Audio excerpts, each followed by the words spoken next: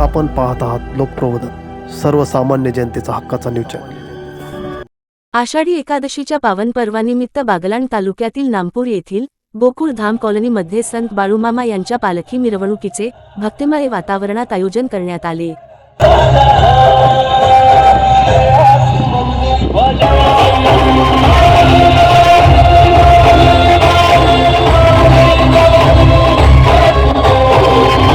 या मिरवणुकीत सर्व समाजातील नागरिकांनी मोठ्या उत्साहाने सहभागी होत सामाजिक ऐक्याचा संदेश दिला। विशेष म्हणजे नामपूर येथील आयुब टेलर यांनी संत बाळूमामा पालखीचे शाल व श्रीफळ देऊन स्वागत करत सर्वधर्म समभावाचे सुंदर उदाहरण समाजासमोर ठेवले। त्यांच्या या उपक्रमाचे उपस्थितांनी कौतुक केले। सकाळी 9 वाजता सुरू झालेली पालखी मिरवणूक दुपारी 1 वाजेपर्यंत विविध मार्गाने भक्तिमय वातावरणात पार पडली। टाळ मृदुंगाच्या गजरात आणि संत बाळूमामा महाराज की जय च्या जयघोषात परिसर दुमदुमून गेला।